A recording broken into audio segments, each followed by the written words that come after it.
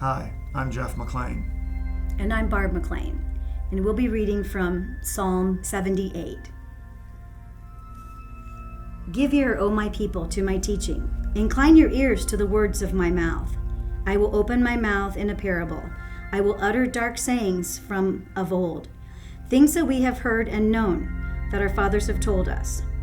We will not hide them from our children, but tell to the coming generation the glorious deeds of the Lord and his might, and the wonders that he has done.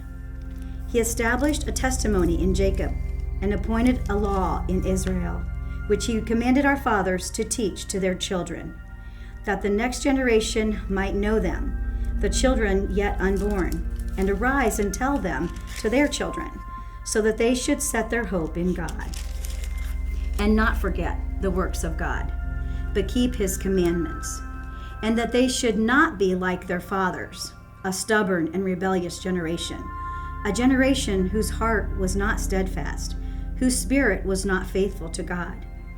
The Ephraimites, armed with the bow, turned back on the day of battle.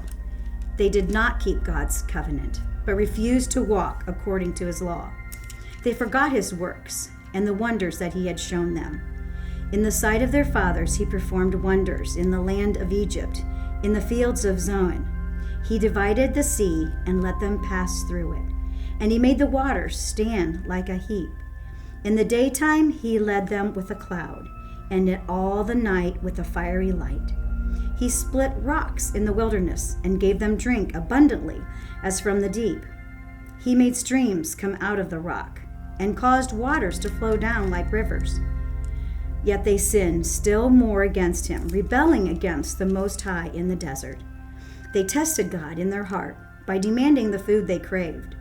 They spoke against God, saying, "Can God spread a table in the wilderness?" Behold, he struck the rock, so that the waters gushed out, and the streams overflowed.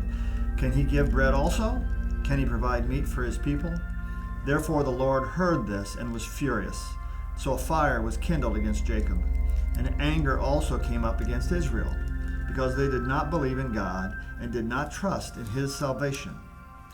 Yet he had commanded the clouds above and opened the doors of heaven, had rained down manna on them to eat, and given them of the bread of heaven. Men ate angels' food. He sent them food to the full. He caused an east wind to blow in the heavens, and by his power he brought in the south wind. He also rained meat on them like the dust, feathered fowl like the sand of the seas. And he let them fall in the midst of their camp, all around their dwellings. So they ate and were well filled, for he gave them their own desire. They were not deprived of their craving, but while their food was still in their mouths, the wrath of God came against them, and slew the stoutest of them, and struck down the choice men of Israel. In spite of this, they still sinned, and did not believe in his wondrous works. Therefore their days he consumed in futility, and their years in fear. When he slew them, then they sought him, and they returned and sought earnestly for God. Then they remembered that God was their rock, and the Most High God their Redeemer. Nevertheless, they flattered him with their mouth, and they lied to him with their tongue.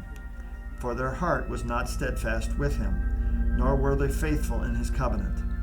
But he, being full of compassion, forgave their iniquity, and did not destroy them.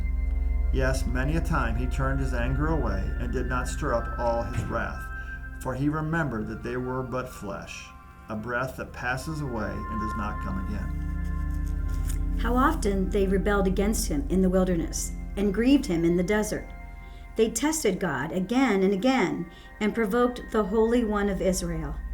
They did not remember his power, or the day when he redeemed them from the foe, when he performed his signs in Egypt and his marvels in the fields of Zion. He turned their rivers to blood, so that they could not drink of their streams. He sent among them swarms of flies, which devoured them, and frogs, which destroyed them. He gave their crops to the destroying locust, and the fruit to their labor to the locust. He destroyed their vines with hail, and their sycamores with frost.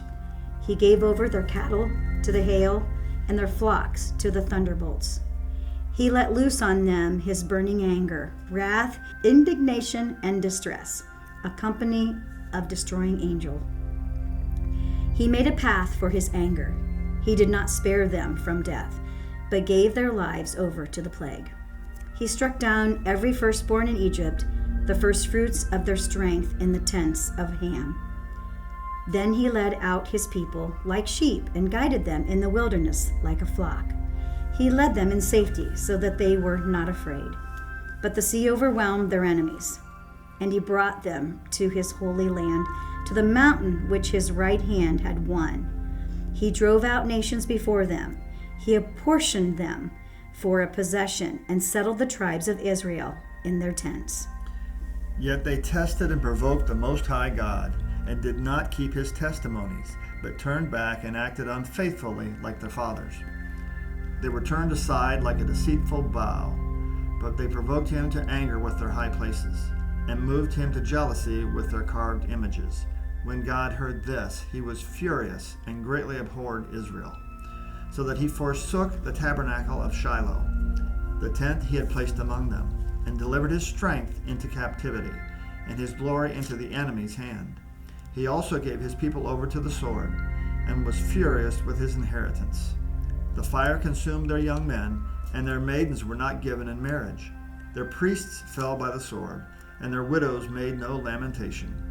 Then the Lord awoke as from sleep, like a mighty man who shouts because of wine, and he beat back his enemies. He put them to a perpetual reproach. Moreover, he rejected the tent of Joseph, and did not choose the tribe of Ephraim, but chose the tribe of Judah, Mount Zion, which he loved, and he built a sanctuary like the heights. Like the earth which he has established forever, he also chose David his servant, and took him from the sheepfolds. From following the ewes that had young, he brought him to shepherd Jacob his people, and Israel his inheritance.